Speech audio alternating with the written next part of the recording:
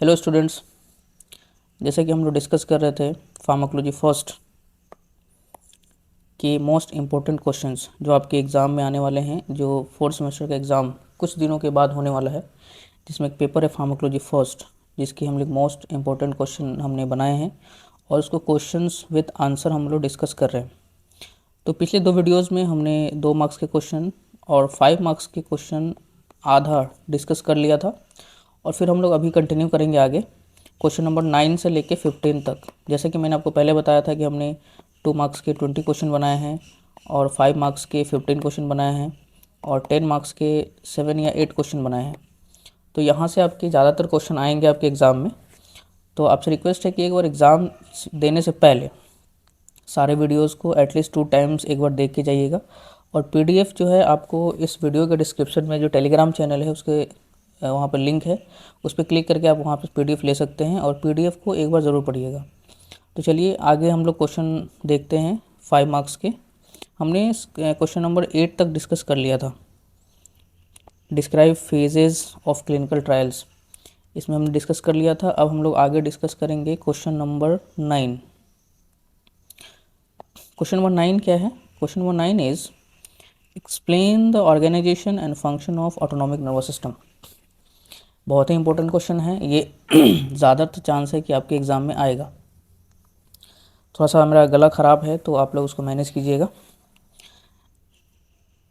Autonomic nervous system के organisation and function आपके लिए मोस्ट इंपॉर्टेंट क्वेश्चन है और इसका ड्रग क्लासिफिकेशन भी आपका आएगा, जो हमने 10 मार्क्स के क्वेश्चन में डिस्कस किया हुआ है। तो इसको आप लोग निश्चित ही करके जाइएगा, क्योंकि यहाँ से क्वेश्चन 100% श्योर है कि आएगा ही आएगा।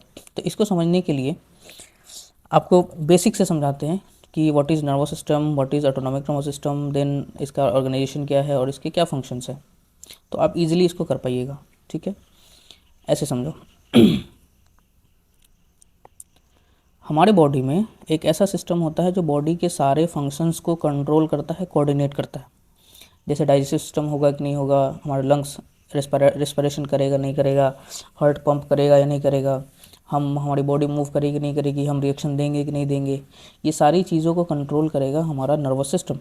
और नर्वस सिस्टम बना होता है ब्रेन एंड स्पाइनल कोड से। ये ब्रेन है, ये हमारा स्पाइनल कोड है। और ब्रेन और स्पाइनल कोड को हम लोग बोलते हैं सेंट्रल नर्वस सिस्टम। क्यों बोलते हैं सेंट्रल नर्वस सिस्टम? क्योंकि ब्रेन और स्पाइनल कोड हमारे बॉडी के सारे फंक्शंस को कंट्रोल करता है। कैसे कंट्रोल करता है?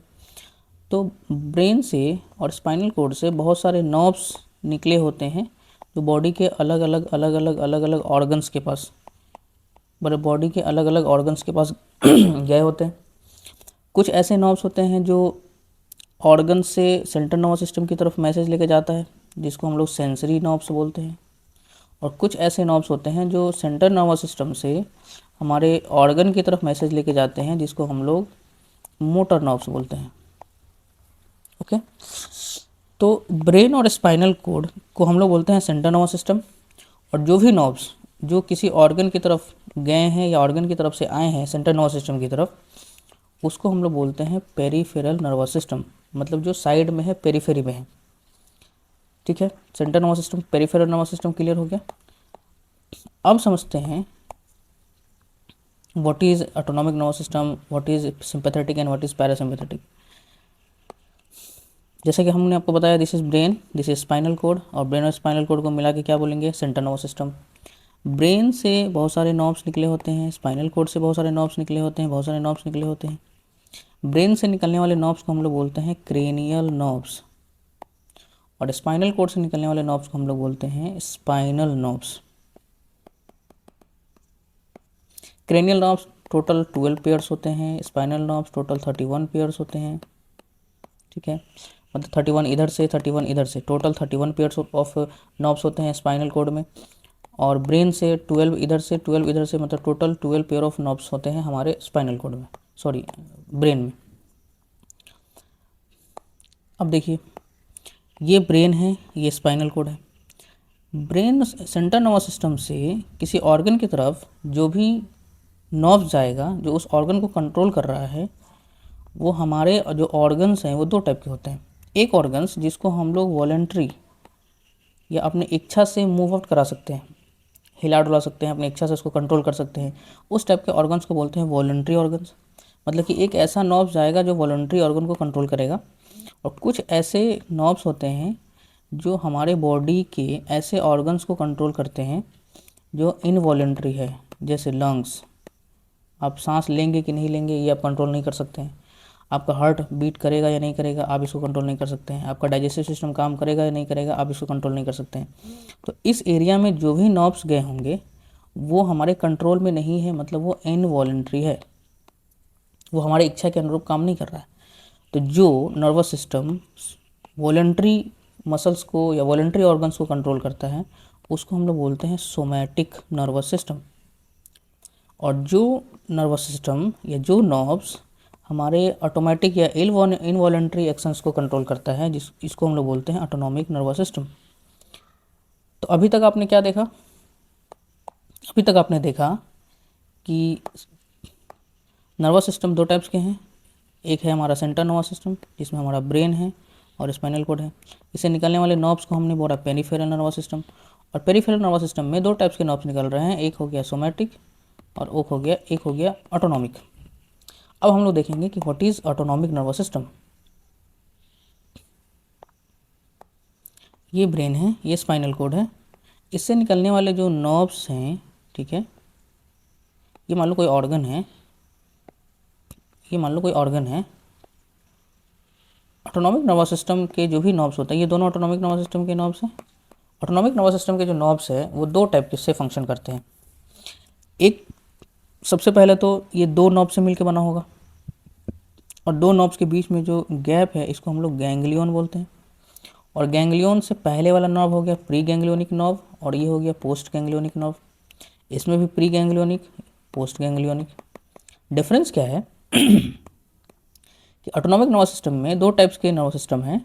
इस एक में जो प्री गैंग्लियोनिक फाइबर है वो बड़ा होता है, मतलब ये वाला जो फाइबर आप देख रहे हैं ये वाला। और एक में जो प्री गैंग्लियोनिक फाइबर होता है वो छोटा होता है, मतलब पोस्ट गैंग्लियोनिक फाइबर बड़ा होता है। तो जिसमें प्री गैंग्लियोनिक फाइबर बड़ा होता है इसको हम लोग पैरासिम्पैथेटिक नर्वस सिस्टम बोलते हैं। और जिसमें प्री गैंग्लियोनिक फाइबर छोटा होता है इसको हम लोग बोलते हैं sympathetic nervous system.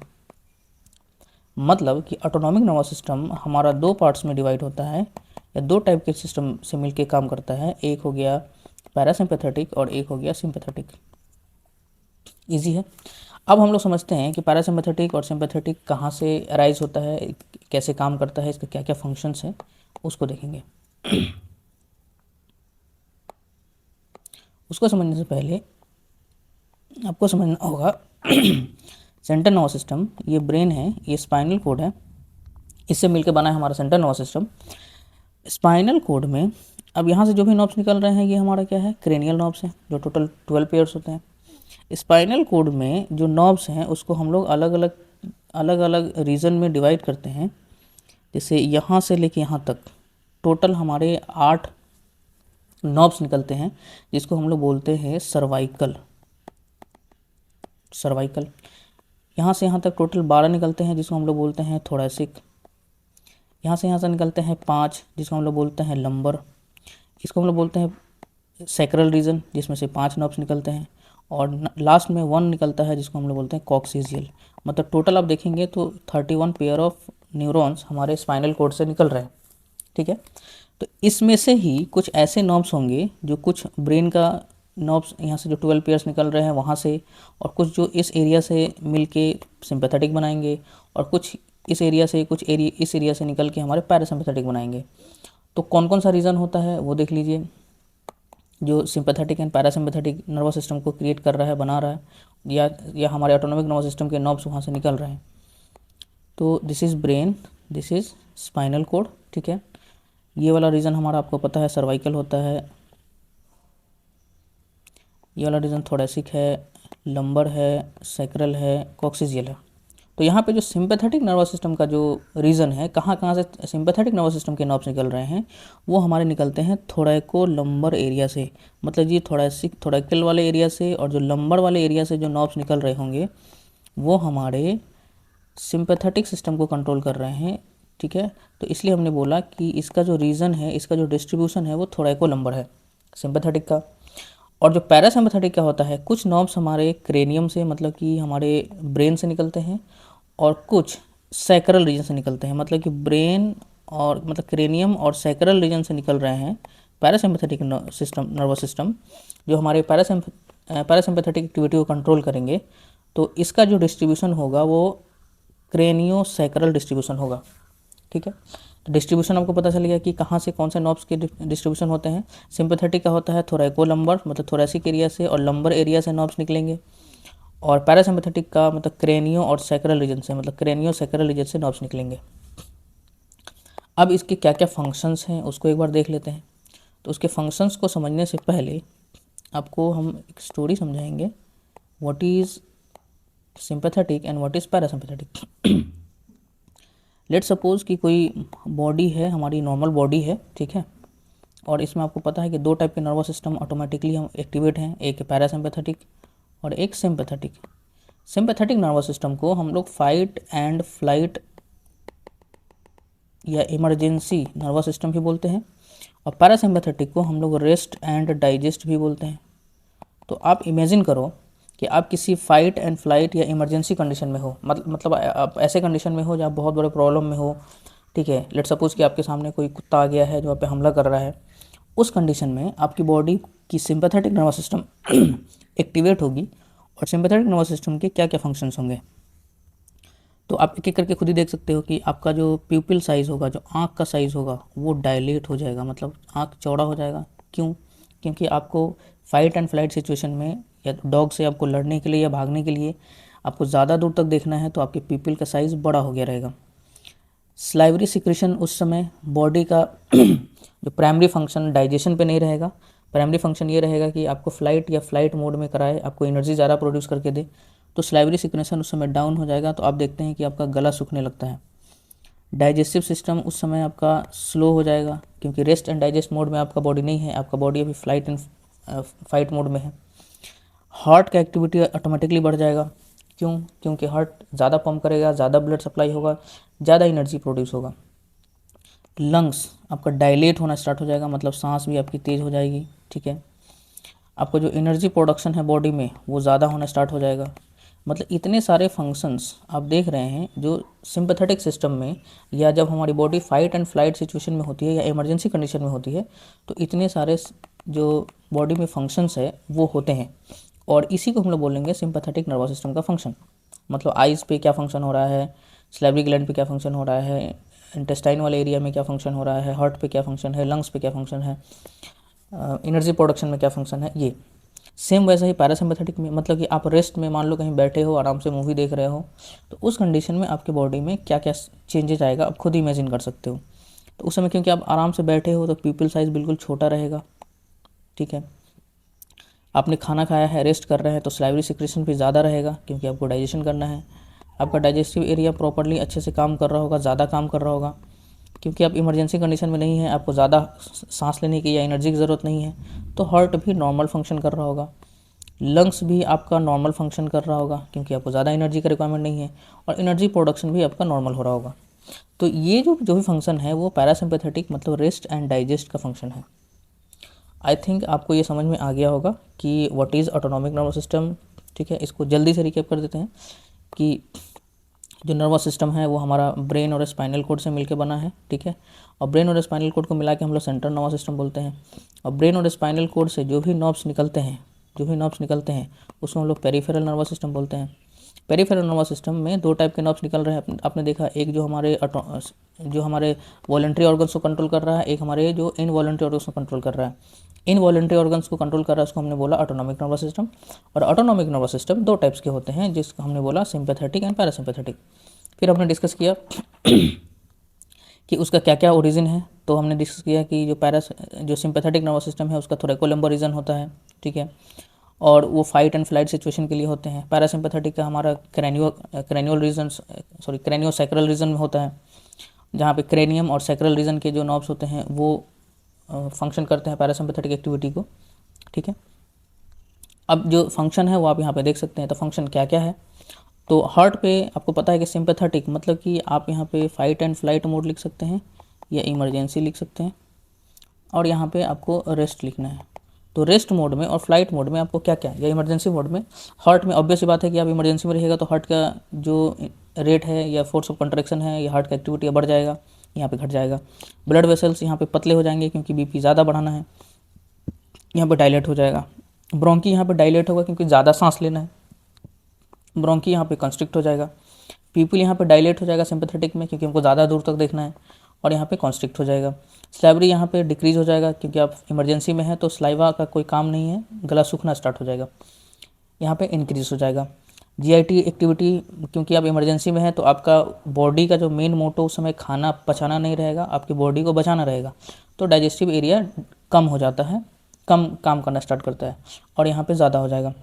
Urinary bladder relax होता है, यहाँ पे कॉन्ट्रैक्ट होता है, और यहाँ पे स्वेट ग्लैंड्स, क्योंकि आप इमरजेंसी कंडीशन में है तो स्वेटिंग ज़्यादा होना स्टार्ट हो जाएगा, स्वेट ग्लैंड्स इंक्रीज हो जाएगा, और यहाँ पे कोई खास इफेक्ट नहीं होता है। तो ये फंक्शंस थे सिंपैथेटिक एंड पैरासिम्पैथेटिक सिस्टम के। आई थिंक आपको समझ में आ गया होगा। एक चीज़ और यहाँ पे हमको ऐड करना है जो आगे आपको काम आएगा, कि ये ब्रेन है, ये स्पाइनल कोड है, ठीक है, और यहाँ से हमने बोला कि दो टाइप के नर्व्स, यहाँ पे कोई ऑर्गन है, ठीक है, लेट सपोज कि हार्ट है, ये हार्ट है, और यहाँ पे गैंग्लियन है, ठीक है, ये प्री गैंग्लियोनिक छोटा है तो ये हमारा सिंपैथेटिक नर्वस सिस्टम हो गया, और एक मान लो कि गैंग्लियन है, दो नर्व से मिलकर बना है और ये भी हार्ट पे ही जा रहा है, और प्री गैंग्लियोनिक फाइबर बड़ा है तो इसको हम लोग बोल देते हैं parasympathetic. Okay, central nervous system किसी ऑर्गन को कैसे कंट्रोल कर रहा है, तो मैसेज इम्पल्स के थ्रू यहाँ से यहाँ गया, ठीक है, फिर यहाँ से यहाँ इम्पल्स के थ्रू गया, यहाँ पे नर्व एंडिंग पे, यहाँ पे तो ऑर्गन है और नर्व एंडिंग पे यहाँ पे ऑर्गन है, तो नर्व एंडिंग पे एग्जैक्टली होता क्या है, तो नर्व एंडिंग पे ये नर्व एंडिंग है, और मान लो कि एक सिंपैथेटिक है एक पैरासिम्पैथेटिक है, और यहाँ पे मान लो कि हार्ट है, तो सिंपैथेटिक एक्टिविटी मतलब कि इमरजेंसी कंडीशन, इम्पल्स जैसे ही आगे जाएगा तो आपको पता है कि नर्व एंडिंग पे न्यूरोट्रांसमीटर्स भरे होते हैं जिसमें केमिकल्स होता है, ये न्यूरोट्रांसमीटर रिलीज होगा नर्व एंडिंग में यहाँ पे, और पैरासिम्पैथेटिक में भी सेम होता है, यहाँ पे इम्पल्स आया, ब्लड जो हमारे जो वेसिकल्स है यहाँ से न्यूरोट्रांसमीटर रिलीज हुआ, ठीक है, और ये जो रिसेप्टर्स प्रेजेंट हैं हमारे सरफेस पे उस सरफेस पे ये पार्टिकुलर जो न्यूरोट्रांसमीटर है वो बाइंड करेगा। तो सिंपैथेटिक नर्वस सिस्टम में और पैरासिम्पैथेटिक नर्वस सिस्टम में डिफरेंस क्या है, इम्पल्स तो सेम जा रहा है, नर्व्स भी लगभग सेम है, लेकिन जो वेसिकल्स में जो न्यूरोट्रांसमीटर भरे हुए हैं वो डिफरेंट है, मतलब कि जो न्यूरोट्रांसमीटर है वो डिफरेंट होता है। सिंपैथेटिक नर्वस सिस्टम में हमारी बॉडी में जो न्यूरोट्रांसमीटर है वो होता है नॉर एड्रेनालिन, और पैरासिम्पैथेटिक सिस्टम में होता है एसिटाइलकोलिन। ये यहाँ से रिलीज होगा, एसिटाइलकोलिन यहाँ पे बाइंड करेगा और हार्ट की एक्टिविटी को घटा देगा क्योंकि ये पैरासिम्पैथेटिक है। आपको पता है कि पैरासिम्पैथेटिक का हार्ट पे क्या होता है, हार्ट की एक्टिविटी को घटा देता है। सिंपैथेटिक सिस्टम जब एक्टिवेट होगा तो नॉर एड्रेनालिन इस वेसिकल से रिलीज होगा और नॉर एड्रेनालिन यहाँ पे बाइंड करेगा और हार्ट की एक्टिविटी को बढ़ा देगा। मतलब कि बॉडी के हर ऑर्गन पे दोनों सिस्टम एक साथ काम करते हैं बैलेंस बना के, कि जब भी सिंपैथेटिक ज़्यादा एक्टिव होगा तो पैरासिम्पैथेटिक उसको कम करने की कोशिश करेगा, पैरासिम्पैथेटिक ज़्यादा एक्टिव होगा तो सिंपैथेटिक उसको कम करने की कोशिश करेगा। तो इस तरीके से एक बैलेंस वे में हमारे बॉडी के सारे फंक्शंस काम करते हैं। तो आपने क्या देखा कि न्यूरोट्रांसमीटर्स यहाँ पे चेंज हो जा रहे हैं सिंपैथेटिक एंड पैरासिम्पैथेटिक के। तो आई थिंक ये क्वेश्चन आपका क्लियर है। आगे बढ़ते हैं, ये थोड़ा इंपॉर्टेंट था, अच्छा था, ठीक है, इसलिए हमने इसको देखा है। एक बार पीडीएफ से आप लोग ज़रूर इसको स्टडी कीजिएगा। नेक्स्ट क्वेश्चन है, write a note on neuromuscular blocking agent. Neuromuscular blocking agent है क्या, इसको समझिए। आपको बताया गया था कि हमारे जो स्केलेटल मसल्स होते हैं उसमें कॉन्ट्रैक्शन होता है, और कॉन्ट्रैक्शन कैसे होता है, तो हमारा जो नर्वस सिस्टम है, ठीक है, जो नर्वस सिस्टम है जैसे ब्रेन और spinal code, central nervous system से जो नर्व्स हैं वो मैसेज लेके गया, और यहाँ पे नर्व एंडिंग पे आपके वेसिकल्स भरे हुए हैं, और वेसिकल्स से रिलीज़ होगा न्यूरोट्रांसमीटर। तो ये क्योंकि न्यूरॉन है, ये क्योंकि मसल्स हैं, तो ये हो गया न्यूरोमस्कुलर जंक्शन। न्यूरोमस्कुलर जंक्शंस में रिलीज़ होता है एसिटाइलकोलिन, यहाँ पे जो भरे हुए हैं एसिटाइलकोलिन है, और एसिटाइलकोलिन जो हमारे मसल्स के सरफेस पे जो प्रेजेंट रिसेप्टर है, एनएम टाइप के रिसेप्टर, उस पर बाइंड करेंगे, इस पर बाइंड करेंगे और इस मसल्स में कॉन्ट्रैक्शन होगा, ठीक है, सिंपल ये है। मसल रिलैक्सेंट का मतलब क्या है, या न्यूरोमस्कुलर ब्लॉकर का क्या मतलब है, कि हम या तो इस रिसेप्टर को या मसल कॉन्ट्रैक्शन को क्या कर रहे हैं, कम कर रहे हैं इस रिसेप्टर को ब्लॉक करके, ठीक है, या इस एसिटाइलकोलिन को रोक के। न्यूरोमस्कुलर ब्लॉकर का ये मतलब है।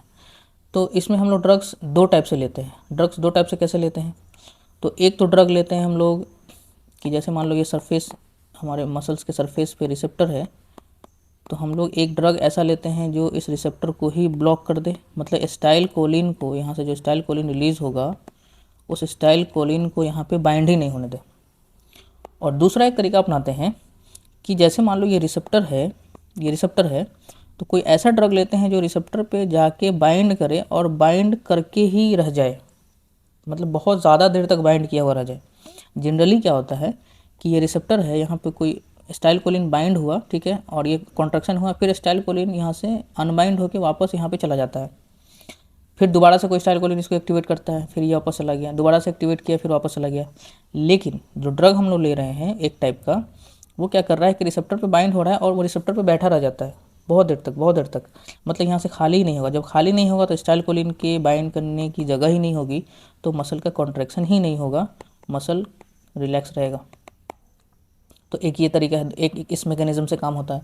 और दूसरा मैकेनिज्म हमने बताया आपको कि वो रिसेप्टर को ही ब्लॉक कर देंगे ताकि एसिटाइलकोलिन बाइंड ही ना कर पाए। तो एक बार इसको देखते हैं। ये ब्लॉक क्या है, ये ऐसे ड्रग्स होते हैं जो नर्व इम्पल्स को न्यूरोमस्कुलर जंक्शन पे ब्लॉक करते हैं, ठीक है।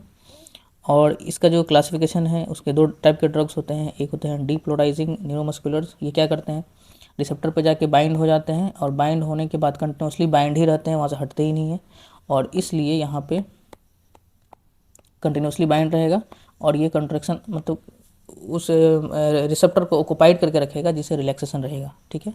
इसका एग्जांपल आप यहाँ सक्सिनाइलकोलिन है, आप यहाँ पे देख सकते हैं। एक बार यहाँ से पढ़ के ज़रूर जाइएगा पीडीएफ से। ये बहुत जल्दी काम करता है, ठीक है, शॉर्ट ड्यूरेशन के लिए होता है, और ये can not be reverse by anticholinesterases, क्योंकि एसिटाइलकोलिन पे काम ही नहीं कर रहा है, तो एंटीकोलिस्ट्रोन यहाँ पे काम ही नहीं करेगा। दूसरा है नॉन डिपोलराइजिंग मसल ब्लॉकर, ठीक है। ये क्या करते हैं कि हमारे रिसेप्टर को ही ब्लॉक कर देते हैं, ठीक है। ये एसिटाइलकोलिन रिसेप्टर को क्या करते हैं कम्पिटिटिवली, मतलब जो एसिटाइलकोलिन का जो रिसेप्टर है वहाँ पे जाके उसको ब्लॉक कर देता है, ठीक है, जिसकी वजह से मसल रिलैक्सेशन होगा। इसमें जो ड्रग है वो देख लीजिएगा, ठीक है। नेक्स्ट क्वेश्चन की तरफ बढ़ते हैं। Describe the pharmacology of local anaesthetics. तो इसको समझने से पहले आपको समझना पड़ेगा व्हाट इज़ एनेस्थेटिक्स। एनेस्थेटिक्स क्या होते हैं।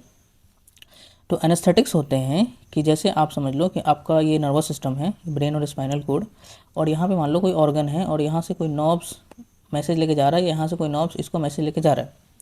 तो इस एरिया में जैसे ही कोई एक्टिविटी होगा, पेन होगा या कुछ भी होगा, तो इस नर्व्स के थ्रू यहाँ पे मैसेज आएगा और नर्वस सिस्टम इसको सेंस करेगा, तो हमको पेन फील होता है। और फिर यहाँ से नर्वस सिस्टम उसके रिस्पॉन्स दिखाएगा ताकि हम उस ऑर्गन को पर्टिकुलर उस चीज़ से हटा लें। जैसे कि आपका मान लो हाथ किसी गर्म चीज़ पे पड़ गया, तुरंत यहाँ से मैसेज गया, यहाँ तुरंत वहाँ से रिस्पॉन्स आया कि हाथ वहाँ से हटा लो, आप हाथ अचानक से हटा लेते हैं। तो ये कैसे हो रहा है, तो ये होता है नर्व्स के थ्रू, मतलब यहाँ से नर्व्स जो जा रहे हैं ऑर्गन के पास, वो नर्व्स के थ्रू मैसेज जा रहा है, वही हमको सेंस करा रहा है पेन का फीलिंग। तो हम लोग क्या करते हैं, कुछ ऐसे ड्रग्स लेते हैं जो ये जो मैसेज जो जा रहा है इम्पल्स के थ्रू, नर्व्स के थ्रू, उस मैसेज को ही ब्लॉक कर देते हैं ताकि जो भी सेंस इधर से हो रहा था वो सेंस हमको फील ही ना हो।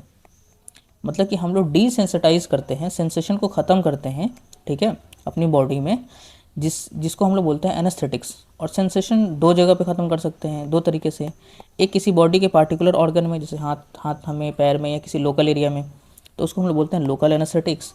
और एक ऐसा देते हैं जो पूरे बॉडी के नर्वस सिस्टम का ही सेंसेशन ख़त्म कर देता है, उसको हम लोग बोलते हैं जनरल एनेस्थेटिक्स। तो व्हाट इज़ लोकल और जनरल, ये समझ में आ गया होगा। ये काम कैसे करता है ये समझो।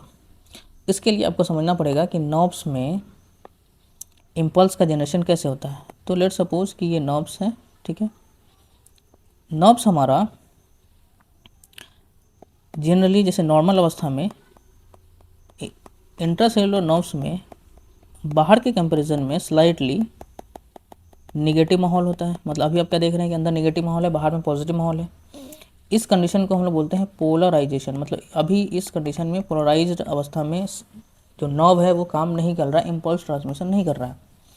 आपको पता है कि सेल के सरफेस पे अलग अलग टाइप के रिसेप्टर्स होते हैं, अलग अलग टाइप के रिसेप्टर्स होते हैं, और ये रिसेप्टर आयन चैनल के साथ अटैच होगा, ठीक है। जैसे ये मान लो सोडियम चैनल के साथ अटैच होगा, ये मान लो क्लोराइड चैनल के साथ अटैच होगा, ये मान लो कैल्शियम चैनल के साथ अटैच होगा। तो अलग अलग आयन चैनल्स होते हैं on the surface of the knobs. अभी बाहर में पॉजिटिव है, अंदर में नेगेटिव है। सेल अभी नॉर्मल अवस्था में है, कोई काम नहीं कर रहा है, जिसको हम लोग बोलते हैं पोलराइजेशन। जैसे ही मान लो कि सोडियम चैनल ओपन होगा, बहुत सारा सोडियम अंदर जाएगा, मतलब कि प्लस प्लस प्लस प्लस अंदर जाएगा। अब अंदर का माहौल प्लस प्लस होना स्टार्ट हो जाएगा और बाहर का माहौल निगेटिव निगेटिव होना स्टार्ट हो जाएगा, मतलब कि पोलराइजेशन उल्टा हो गया। इसको हम लोग बोलते हैं डीपोलराइजेशन। और डीपोलराइजेशन जैसे होगा, इसका मतलब हुआ कि इम्पल्स जो हमारे नॉब्स में है वो जनरेट हो गया और वो आगे बढ़ेगा, वो कंडक्ट होगा, मतलब मैसेज जाना स्टार्ट हो गया। तो अब बताओ कि नॉर्मली सोडियम का इन्फ्लक्स हो रहा है, ठीक है, कैल्शियम का इन्फ्लक्स हो रहा है, तो इम्पल्स का जनरेशन हो रहा है, मतलब डीपोलराइजेशन करके। अगर हम इस सोडियम चैनल को ब्लॉक कर दें या कैल्शियम चैनल को ब्लॉक कर दें, तो सोडियम का इन्फ्लक्स नहीं होगा, मतलब सोडियम सेल के अंदर नहीं जाएगा नॉब्स में, डीपोलराइजेशन नहीं होगा, मतलब इम्पल्स का जनरेशन और कंडक्शन नहीं हो पाएगा। मतलब कि जो मैसेज जा रहा था उसको हमने ब्लॉक कर दिया, अब हमको फील ही नहीं आएगा उस पेन का।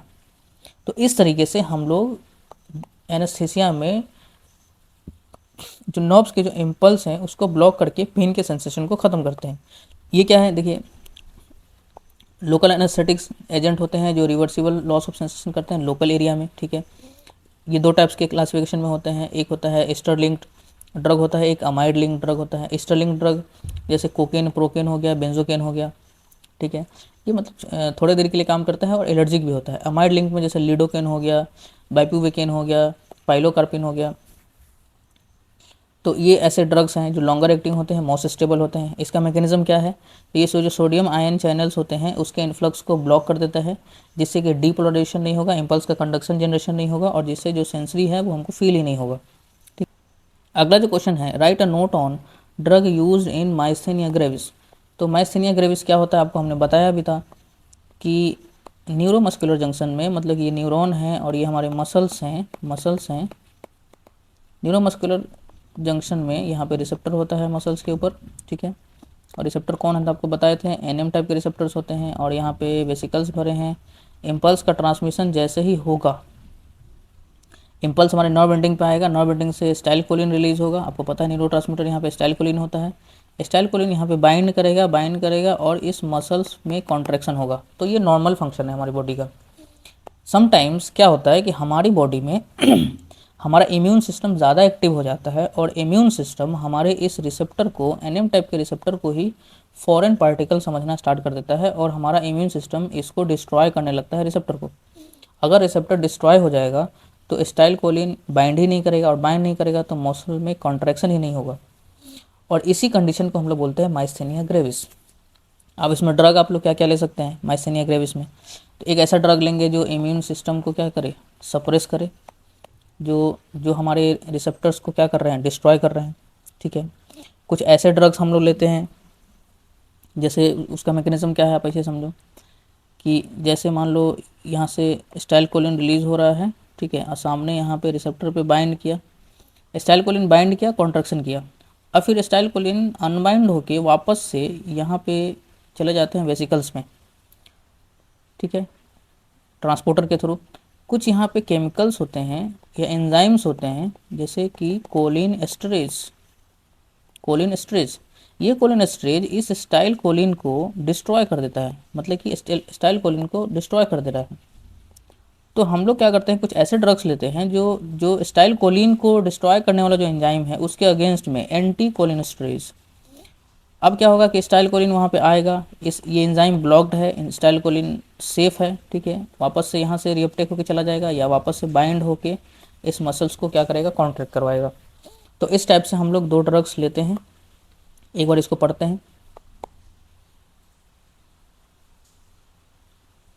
माइस्थेनिया ग्रेविस ऑटोइम्यून डिसऑर्डर, आपको पता है, इसमें दो टाइप के ड्रग्स लेते हैं, एंटी कोलिनेस्टरेज, ठीक है, जो एंजाइम को ब्लॉक कर देगा, और स्टाइल कोलिन को क्या करता है, बचाता है, स्टाइल कोलिन को लंबे समय तक बचा के रखता है, जिससे कि मसल कॉन्ट्रैक्शन ज़्यादा होगा। ड्रग हो गया पैराडिस्टिगमिन, नियोस्टिगमिन, ठीक है। इसका एडवांटेज क्या है कि रैपिड इंप्रूवमेंट मसल स्ट्रेंथ, थोड़ा जल्दी मतलब फ़ायदा होता है, ठीक है। साइड इफेक्ट क्या है, एक्सेसिव स्लाइवेशन है, स्वेटिंग है, डायरिया है, क्योंकि हमने आपको बताया था कि पैरासिम्पैथेटिक नर्वस सिस्टम का जो न्यूरोट्रांसमीटर है वो स्टाइलकोलिन है, और हम लोग क्या ले रहे हैं, स्टाइलकोलिन को ज़्यादा देर तक रोकने वाला ड्रग ले रहे हैं, एंटीकोलिनेस्टेरेज। तो जो पैरासिम्पैथेटिक जो फंक्शन है वो ज़्यादा होना स्टार्ट हो जाएगा, जैसे स्लाइवेशन, स्वेटिंग, ये सब होना स्टार्ट हो जाएगा। इम्यूनोसप्रेसेंट मतलब जो इम्यून सिस्टम जो रिसेप्टर को ब्लॉक कर रहा है वही वाला ड्रग हम लोग ले लेते हैं ताकि इम्यून सिस्टम को ब्लॉक कर दे, ठीक है, और हमारा जो रिसेप्टर है वो सेफ रहे। तो इस टाइप से हम लोग ड्रग लेते हैं, ठीक है। अगला जो हमारा क्वेश्चन है, explain the neurohumoral transmitter in central nervous system with special reference to the GABA and dopamine. Neurohumoral transmission आपको पिछले हमने 2 नंबर में या शायद 5 मार्क्स में ही बताया था। एक बार और देखते हैं कि न्यूरोह्यूमरल ट्रांसमिशन क्या होता है और ये कैसे काम करते हैं। तो हमारे सेंट्रल नर्वस सिस्टम में आपको हमने अभी डिस्कस किया कि सेंट्रल नर्वस सिस्टम मतलब ब्रेन और स्पाइनल कोड से जो भी नर्व्स निकल रहा है, ठीक है, वो किसी बॉडी के फंक्शंस को कंट्रोल करता है यहाँ पे जो प्रेजेंट न्यूरोट्रांसमीटर है उसके थ्रू। तो अगर मान लो कि बॉडी के सारे नर्व्स के सारे नर्व एंडिंग पे न्यूरोट्रांसमीटर अगर मान लो कि ज़्यादा सिंपैथेटिक या ज़्यादा पैरासिम्पैथेटिक का होगा तो बॉडी का जो फंक्शंस है वो एबनॉर्मल हो जाएगा। तो हमारी बॉडी में जो न्यूरोह्यूमरल ट्रांसमिशन है वो 2 टाइप से होता है। आप ऐसे समझो कि ये नर्व है, ये नर्व एंडिंग है, ठीक है, ये मान लो कि दूसरा हमारा नर्व है और ये तीसरा नर्व्स मान लो यहाँ से स्टार्ट हो रहा है या कोई ऑर्गन है। तो एक ऐसा नर्व्स होगा जहाँ पे न्यूरोट्रांसमीटर यहाँ पे बना, एक ऐसा नर्व होगा जहाँ पे यहाँ पे न्यूरोट्रांसमीटर बना हमारे एक्सॉन वाले पार्ट में, यहाँ से बन के जाने के बाद यहाँ वेसिकल्स में फाइनली स्टोर होता है। और दूसरा एक टाइप का नर्व है जहाँ पे न्यूरोट्रांसमीटर बना और ये फाइनली जाके हमारे यहाँ पे स्टोर होता है, ठीक है। इम्पल्स जैसे ही आएगा तो यहाँ से भी न्यूरोट्रांसमीटर रिलीज हुआ, यहाँ से भी न्यूरोट्रांसमीटर रिलीज हुआ, ये भी न्यूरोट्रांसमीटर है, ये भी न्यूरोट्रांसमीटर है। अगले नर्व्स पे ऑलरेडी बहुत सारे रिसेप्टर्स होते हैं। हो सकता है कि ये वाला जो न्यूरोट्रांसमीटर है वो इस रिसेप्टर पे बाइंड करे और अगले न्यूरॉन की एक्टिविटी को बढ़ा दे, स्टिमुलेट कर दे, और यहाँ से जो न्यूरोट्रांसमीटर रिलीज हो रहा है वो अगले न्यूरॉन के रिसेप्टर पे बाइंड करके इसकी एक्टिविटी को घटा दे, मतलब कि इनहिबिशन कर दे। तो हमने क्या देखा कि एक ऐसा न्यूरोट्रांसमीटर जो अगले न्यूरॉन की एक्टिविटी को बढ़ा रहा है उस टाइप के न्यूरोट्रांसमीटर को हम लोग बोलते हैं एक्साइटेटरी न्यूरोट्रांसमीटर, और जो अगले न्यूरॉन की एक्टिविटी को घटा रहा है, इनहिबिट कर रहा है, इसको हम लोग बोलते हैं इनहिबिटरी न्यूरोट्रांसमीटर। और दोनों न्यूरोट्रांसमीटर एक्साइटेटरी और इनहिबिटरी दोनों बैलेंस में काम करते हैं ताकि जो अगला जो बॉडी का जो फंक्शन है वो बैलेंस बना के चले। अब मान लो कि किसी के बॉडी में या किसी के सेंट्रल नर्वस सिस्टम में एक्साइटेटरी न्यूरॉन ज़्यादा काम करने लगे तो जो बॉडी का जो भी ऑर्गन होगा वो ज़्यादा काम करेगा, हमेशा एक्साइटेड मोड में ही रहेगा, और ज़्यादा अगर मान लो इनहिबिटरी रहे तो ज़्यादा इनहिबिशन रहेगा। प्रोसेस क्या है उसको हम लोग समझते हैं स्टेप बाय स्टेप कि कैसे ये मतलब कि हो रहा है, ठीक है। यहाँ पे मान लो रिसेप्टर है। सबसे पहले क्या होता है कि अराइवल ऑफ एक्शन पोटेंशियल, आपको बताए थे कि पहले स्टेप में मतलब स्टेप बाय स्टेप कैसे ट्रांसमिशन हो रहा है। तो इम्पल्स का ट्रांसमिशन हुआ, नर्व टर्मिनल पे हमारा इम्पल्स आया, ठीक है। यहाँ पे जो रिलीज ऑफ न्यूरोट्रांसमीटर जो वेसिकल से न्यूरोट्रांसमीटर रिलीज हुआ, बाइंडिंग, ठीक है, रिसेप्टर पे बाइंड हुआ, प्रोडक्शन, जैसे ही बाइंड हुआ तो यहाँ पे रिस्पॉन्स होगा, इनहिबिटरी होगा या एक्साइटेटरी होगा, और बाइंड करने के बाद जब रिस्पॉन्स हो जाएगा तो वापस से ये न्यूरोट्रांसमीटर सेपरेट हो जाता है, मतलब कि रिमूवल।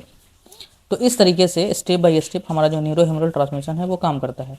2 टाइप के जो हमारे न्यूरोट्रांसमीटर्स है, एक है इनहिबिटरी, जैसे एक एग्जांपल है गाबा, ठीक है, ये अगले न्यूरॉन को क्या करता है, इनहिबिट करता है, और नर्व के एक्साइटेड मोड में रहता है उसको डिक्रीज करता है, ठीक है। 2 टाइप के होते हैं, गाबा ए एंड गाबा बी।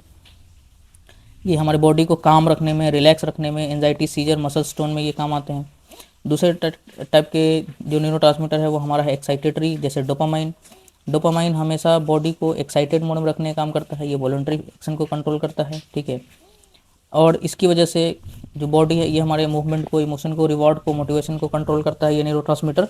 और इसकी कमी से अलग अलग टाइप के डिजीज हो सकते हैं, जैसे पार्किंसन, ट्रीमर्स, रिजिडिटी, सिजोफ्रेनिया, ये सब। तो ये हमारा था न्यूरोह्यूमरल ट्रांसमिशन। अगला जो हमारा क्वेश्चन है, write a short note on anti epileptic drug. Anti epileptic drug होता क्या है, उससे पहले हमको समझना पड़ेगा व्हाट इज एपिलेप्सी। आपने गांव देहात में सुना होगा मिर्गी, मिर्गी को हम लोग एपिलेप्सी बोलते हैं। ठीक है, एपिलेप्सी क्या होती है पहले उसको समझिए।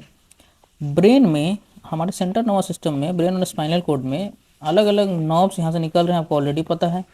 और ये नर्व्स अलग अलग बॉडी के फंक्शन को कंट्रोल कर रहा है। कैसे कंट्रोल कर रहा है, तो यहाँ से मैसेज आ रहा है, मैसेज आ रहा है, मैसेज आ रहा है, मैसेज आ रहा है, कंट्रोल हो रहा है हमारे बॉडी का फंक्शन। आप इमेजिन करो कि जो भी यहाँ पे मैसेज भेजने वाला जो सेंटर है, वो अगर अनलिमिटेड मैसेज या अनकंट्रोल्ड मैसेज भेजना स्टार्ट कर दे तो फिर क्या होगा। एक सिंक्रोनाइज वे में मैसेज आता है तो बॉडी का फंक्शन हो रहा है। अगर मान लो कि किसी सेंटर से अनलिमिटेड मैसेज का फायरिंग होना स्टार्ट हो जाए, अनलिमिटेड मैसेज का फायरिंग होना स्टार्ट हो जाए, तो फिर इस कंडीशन में क्या होगा। तो जो जो भी ऑर्गन जिसके तरफ ये न्यूरॉन जा रहा है, वो ऑर्गन अलग तरीके से फंक्शन करना स्टार्ट कर देगा। ठीक है, और उसी कंडीशन को हम लोग बोलते हैं सीजर। अलग तरीके से फंक्शन स्टार्ट कर देगा अनकंट्रोल्ड न्यूरल एक्टिविटी की वजह से, इसी कंडीशन को हम लोग बोलते हैं सीजर। और सीजर बार बार आना इज कॉल्ड एपिलेप्सी। ठीक है, तो एपिलेप्सी क्या होता है, जो एपिलेप्टिक सीजर को कंट्रोल करने के लिए जो ड्रग है उसको लेते हैं। मतलब कि ब्रेन की किसी पर्टिकुलर एरिया में एक्साइटेटरी जो न्यूरोट्रांसमीटर है वो ज़्यादा काम कर रहा है, इम्पल्स का ट्रांसमिशन ज़्यादा हो रहा है, अनलिमिटेड हो रहा है, अनकंट्रोल्ड हो रहा है, और जिसकी वजह से जो बॉडी का जो पार्टिकुलर फंक्शन है वो अलग तरीके से मतलब कि एक्टिविटी दिखा रहा है, और उसी को हम लोग बोलते हैं सीजर। और सीजर बार बार आना इज कॉल्ड एपिलेप्सी। और इसी के अगेंस्ट में जो ड्रग लेंगे वो हमारा है एंटी एपिलेप्टिक, मतलब एपिलेप्सी के ट्रीटमेंट के लिए। तो ड्रग हम लोग लेते हैं, जैसे देखिए ड्रग इन्हेंस गाबा एक्टिविटी। आपको पता है कि जिस एरिया में मान लो कि न्यूरॉन ज़्यादा फंक्शन कर रहा है, और आपको पता है अभी हमने बताया है कि गाबा जो है वो इनहिबिटरी न्यूरोट्रांसमीटर है, तो गाबा अगर ज़्यादा काम करेगा तो अगले जो न्यूरॉन का एक्टिविटी है उसको क्या करेगा, इनहिबिट करेगा, डाउन करेगा, क्योंकि ये इनहिबिटरी न्यूरोट्रांसमीटर है। और गाबा को हम लोग बढ़ा के, जो अनलिमिटेड जो इलेक्ट्रॉन का जो फायरिंग हो रहा है, इम्पल्स का ट्रांसमिशन हो रहा है, गाबा के लेवल को बढ़ा के इसको इनहिबिट करते हैं और उस तरीके से ट्रीटमेंट करते हैं। जैसे फिनोबार्बिटोन है, बेंजोडाइजेपिन्स हो गया, वाल्प्रोइक एसिड हो गया, ये ड्रग है उसका। सोडियम चैनल को भी हम लोग ब्लॉक कर देते हैं, जैसे कि मान लो इम्पल्स का ट्रांसमिशन हो रहा है, अभी हमने बताया कि यहाँ पे मान लो चैनल्स हैं, बहुत सारे चैनल्स हैं, सोडियम चैनल्स हैं, सोडियम अंदर से बाहर, सॉरी बाहर से अंदर जाएगा तो इसका इम्पल्स जनरेट होगा या बढ़ेगा। तो हम लोग इस सोडियम चैनल को ही ब्लॉक कर देते हैं ताकि इम्पल्स का जनरेशन ही नहीं हो और इम्पल्स आगे ही नहीं बढ़े, ताकि जो पार्टिकुलर ऑर्गन है वो ज़्यादा काम ही नहीं करे। तो इस तरीके से भी एपिलेप्सी में काम हो जाता है। कुछ चैनल्स यहाँ पे कैल्शियम चैनल्स हैं, कैल्शियम चैनल भी अगर मान लो कैल्शियम बाहर से अंदर जाएगा, ये भी इम्पल्स को बढ़ाएगा, ठीक है, डीपोलराइजेशन करेगा, तो उसको भी हम लोग क्या करते हैं, ब्लॉक करके ट्रीटमेंट कर देते हैं। कुछ नए ड्रग्स भी हैं, उसको आप लोग देख लीजिएगा। मैकेनिज्म हमने बता दिया कि इनहिबिटरी न्यूरोट्रांसमीटर यूज़ करके हम लोग काम करते हैं, या एक्साइटेटरी जो न्यूरोट्रांसमीटर है उसको ब्लॉक करके भी काम करते हैं। ठीक है, और जो मेम्ब्रेन पोटेंशियल है, इलेक्ट्रिकल एक्टिविटी है, उसको भी कंट्रोल करके हम लोग इसका ट्रीटमेंट करते हैं। ठीक है, अलग अलग ड्रग्स हैं, उसके क्या क्या यूज़ है एक बार आप देख लीजिएगा। Side effect, drowsiness, nausea, vomiting, skin rashes, ये आप लोग देख लीजिएगा। नेक्स्ट क्वेश्चन है जो हमारे 5 मार्क्स के लास्ट क्वेश्चन है, 15 number question. Describe the pharmacology of opioid analgesic. What is analgesic and what is opioid analgesic. पहले समझते हैं एनाल्जेसिक क्या होता है। तो एनाल्जेसिक का मतलब है कि मान लो कि कोई ऑर्गन है और यहाँ पे पेन हो रहा है, तो आपको पता है कि इस ऑर्गन से नर्व इम्पल्स लेके जाएगा मैसेज। ठीक है, तो हमको यहाँ पे नर्वस सिस्टम उसको सेंस करेगा तो हमको पेन का फीलिंग आएगा। तो कोई ऐसा ड्रग जो पेन कोई फीलिंग को ख़त्म कर दे या पेन में हमको रिलीविंग दे, उसको हम लोग बोलते हैं एनाल्जेसिक। ठीक है, मतलब पेन के अगेंस्ट में काम करेगा ड्रग, उसको हम लोग बोलते हैं एनाल्जेसिक। तो पेन को रिलीव करने का 2 तरीका है। एक तो है कि जो मैसेज लेके जो नर्व यहाँ से जा रहा है उस इम्पल्स को ही हम लोग ब्लॉक कर दे, और दूसरा है कि जो पेन करवा रहा है इस एरिया में, जो भी पेन करवा रहा है केमिकल, ठीक है, उस केमिकल को ही ब्लॉक कर दें। तो जो केमिकल को ब्लॉक करके जो पेन करवाते हैं इन्फ्लामेटरी मेडिएटर्स, उसको ब्लॉक करके हम लोग ड्रग लेते हैं, उसको हम लोग बोलते हैं नॉन एस्टेरॉयडल एंटी इन्फ्लामेटरी ड्रग्स, जिसमें पैरासीटामोल हो गया, आइब्रूफेन हो गया, या डाइक्लोफिनेक, ये सब ड्रग होते हैं। ओपियोइड एनाल्जेसिक क्या होता है। ओपियोइड एनाल्जेसिक क्या होता है कि हमारे नर्व्स में, जैसे मान लो यहाँ से पेन का सेंसेशन जा रहा है, तो इस नर्व्स वाले एरिया में बहुत सारे चैनल्स होते हैं, बहुत सारे रिसेप्टर्स होते हैं। जिस रिसेप्टर पे अगर ड्रग हमारा बाइंड करेगा तो इम्पल्स का जनरेशन बंद हो जाएगा और मैसेज जाएगा ही नहीं, तो हमको पेन का सेंसेशन ही नहीं होगा। और उसी को हम लोग बोलते हैं ओपियोइड एनाल्जेसिक, क्योंकि ये जो रिसेप्टर्स हैं वो ओपियोइड हैं, एनाल्जेसिक है। तो ड्रग हम लोग लेते हैं जो ओपियोइड जो रिसेप्टर है उस पर बाइंड करने वाला कौन कौन सा ड्रग है। तो नेचुरल ओपियोइड जैसे मॉर्फिन, कोडीन हो गया। सेमी सिंथेटिक जो नेचुरल से थोड़ा सा मॉडिफाई करके हम लोग लैब में बना लेते हैं, हीरोइन, ऑक्सीकोडीन हो गया। उसका सिंथेटिक ओपियोइड है, ये हमारे फेंटानाइल हो गया, ट्रामेडोल हो गया। ये सब हमारे सिंथेटिक ओपियोइड है जो बहुत ज़्यादा यूज़ होते हैं। मैकेनिज्म इसका क्या है, तो अलग अलग टाइप के रिसेप्टर्स होते हैं, ठीक है, और इस पर वो ब्लॉक बाइंड करता है और रिसेप्टर को ब्लॉक करता है और हमको एनाल्जेसिया, यूफोरिया, ठीक है, एनाल्जेसिया, सेडेशन जैसा फीलिंग दिखाता है। मतलब ये ओपियोइड रिसेप्टर्स हैं म्यू, कप्पा, डेल्टा, जहाँ पे ड्रग हमारा बाइंड करके हमको पेन के सेंसेशन को कम कराएगा और इसी को हम लोग बोलते हैं ओपियोइड एनाल्जेसिक, ठीक है। इसका फार्माकोलॉजिकल इफेक्ट क्या है, तो एनाल्जेसिया है, सेडेशन है, कफ सप्रेशन है, रेस्पिरेटरी डिप्रेशन है। इसका अलग अलग यूज़ है, ठीक है। अलग अलग ड्रग्स के क्या क्या यूज़ हैं वो आप लोग देख लीजिएगा, यूज़ एक बार देख लीजिएगा, कॉमन साइड इफेक्ट आप लोग देख सकते हैं। तो ये थे हमारे 5 मार्क्स के क्वेश्चंस, ठीक है। अगले वीडियो में हम लोग डिस्कस करेंगे 10 मार्क्स के क्वेश्चंस जो भी हैं। तो जो भी आपके फ्रेंड है ये वीडियो देखने वाले हैं, ठीक है, सबको शेयर कर दीजिए। एक दो बार ये वीडियो ज़रूर देख के जाइएगा। जो भी आपको डाउट होता है एक बार कमेंट लाइक ज़रूर करें। आप लोग वीडियो देख रहे हैं, कमेंट नहीं कर रहे हैं, तो जो भी डाउट हो रहा है एक बार कमेंट करें, ठीक है। हम पर्सनली आपको रिप्लाई करेंगे। Thank you for